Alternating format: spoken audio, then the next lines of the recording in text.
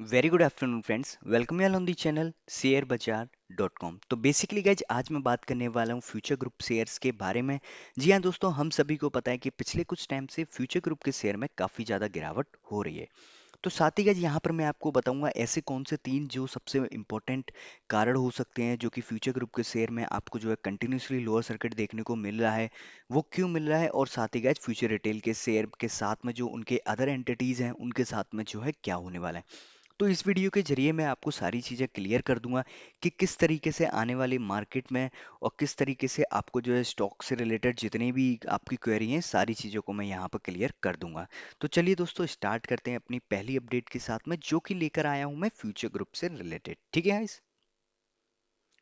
तो गाइस सबसे पहले मैं आपको बताना चाहूँगा कि फ्यूचर ग्रुप के जितने भी बैंकर्स हैं और जितने भी लेंडर्स हैं गाइस, वो क्या चाहते हैं, वो कंपनी से अपना जो पैसा है वो पूरा चाहते हैं, करेक्ट। इसके लिए गाइस कई सारे बैंकों ने जो है कंपनी के इंसॉल्वेंसी केसेस को भी जारी कर दिया है। जहां पर अगर मैं आपको बात बताऊं, यहाँ पर जो सबसे पहले केस को ट्रांसफर किया है गाइस वो बैंक ऑफ इंडिया ने किया है, करेक्ट। आप सभी को मालूम है कि बैंक ऑफ इंडिया ऑलरेडी जो है पहुंच चुकी है एनसीएलटी की तरफ, और वो किसी भी तरीके से जो है कंपनी को करना चाहती है कि यहाँ से कैसे भी दिवालिया घोषित होकर उनको जो भी उनका रिकवरी हो पाए वो उनका जो है कंप्लीट रिकवरी ले सकें। साथ ही गाइस यहाँ पर मैं आपको बता दूं कि फ्यूचर ग्रुप अगर किसी और नए प्लान के साथ में नहीं आ पाता है तो फ्यूचर रिटेल शेयर का जो कंटिन्यूअसली आप देख रहे हो गिरावट, गाइस आपको ये इसी तरीके से मिलता रहेगा।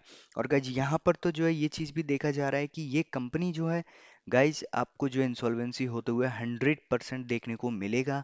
साथ ही मैं आपको बता दूं गाइस कि अगर ऐसा होता है तो ये फ्यूचर रिटेल का एक बहुत ही बड़ा बिजनेस है और यहाँ पर आपको जो है बहुत ही बड़ा गिरावट देखने को मिलेगा।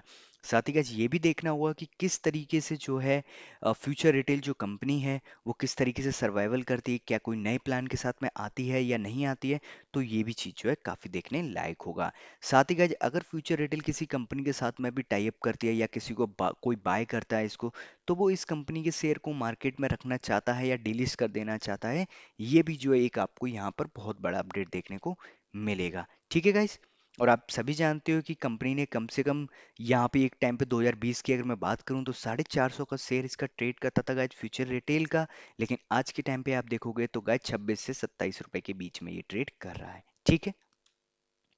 साथ ही गाइस मैं आपको बता दूं कि अगर आप उन लोगों में से हो जिनको स्टॉक में कई सारे डाउट्स होते हैं और उनको डाउट क्लियर नहीं हो पाते हैं, या फिर आपका प्रॉफिट कहीं ज़्यादा होता है और आप कम प्राइस पे जो है एग्जिट कर लेते हो, तो उसके लिए गाइस मैंने क्या किया है, अपना टेलीग्राम चैनल स्टार्ट किया है शेयर बाजार डॉट कॉम के नाम से।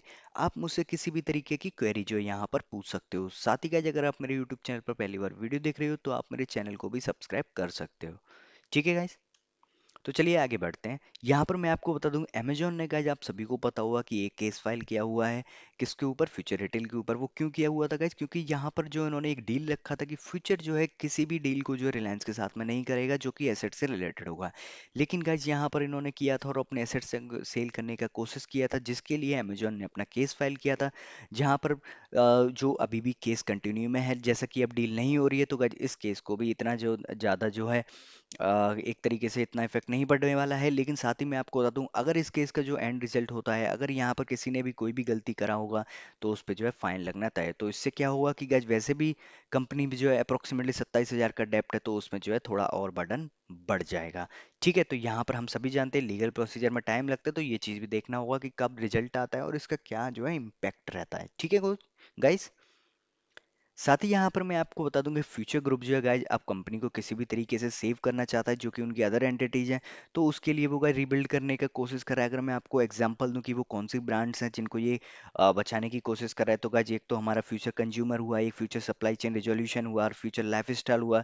ठीक है। तो जब ये कंपनी जो है अगर अपना पैसा जो है सेव करेगा तो इससे जो है इन ब्रांड्स को वो कंटिन्यूसली रन कर सकते हैं। जहां पर फ्यूचर रिटेल का तो एक तरीके से गाइज लगभग तय है, इसका तो इंसॉल्वेंसी केस होकर ही रहेगा। ठीक है। तो एनसीएलटी के जरिए आप देख रहे हैं ये हुआ कि गाइस इस कंपनी के साथ में जो है क्या होता है। ठीक।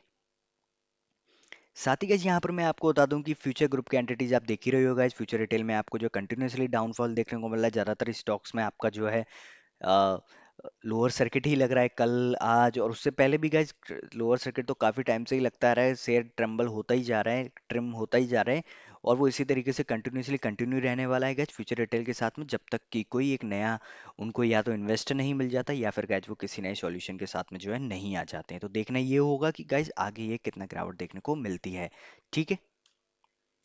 साथ ही गाइस यहाँ पर मैं आपको बताऊं कि जो फ्यूचर रिटेल का जो शेयर है गाइस 26.50 रुपए पे जो ट्रेड कर रहा है अभी, आपने देखा होगा कि यहाँ पर अगर मैं आपको बताऊं कि हाई जो इसका था वो अभी 76 का था ईयरली का, और लो जो है 27.85 का, और आज जो है गाइस ये 26.50 नेगेटिव 4.85% के पे चल रहा है। तो गाइस ये भी आपको जो है काफ़ी ज़्यादा चीज़ें देखना होगा। यहाँ पर अगर मैं प्रमोटर होल्डिंग की बात करूँ तो गाइस कंटिन्यूसली प्रमोटर होल्डिंग भी रिड्यूस हो रही है यहाँ पर, और जो फॉरेन इन्वेस्टर है यहाँ पर वो भी अपने माल को जो है कंटिन्यूसली निकाल रहे हैं, और डीआईआई भी जो है कंटिन्यूसली अपने माल को जो है एग्जिट कर रहे हैं। वो क्यों हो रहा है guys? हम सभी जानते हैं क्योंकि इस कंपनी का अब दिवालिया घोषित होना है अप्रोक्सीमेटली तय हो ही चुका है, लेकिन देखना ये होगा कि आगे इसमें अगर कुछ हो सकता है तो उसके लिए आपको जो है कंटिन्यूसली अपडेट लेते रहना है।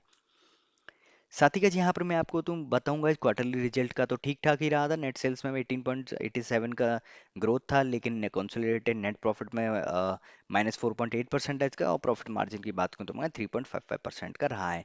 लेकिन गाइस आपको ये भी देखना होगा कि इस कंपनी का जो है अप्रोक्सीमेटली एनसीएलटी में जाने वाली है, तो यहाँ पर इंसॉल्वी केस फाइल होने वाला है। तो आपको जो है स्टॉक में काफ़ी ज़्यादा सतर्क रखना है। अगर आपकी कोई होल्डिंग है तो गाइस आपको जो है उस पर जो जल्द ही कोई डिसीजन लेना होगा। ठीक है। साथ ही मैं आपको बता दूं कि आखिर ऐसा क्यों हुआ था, रिलायंस ने उस डील को क्यों कैंसिल किया था गाइस। जिसका मैं इन्होंने जो अपना ऑफिशियल बयान जारी किया है वहां पर इन्होंने बोला था कि जिनके जो इनके सिक्योर्ड लैंडर्स हैं उन्होंने जो इसके फेवर में वोट नहीं किया है।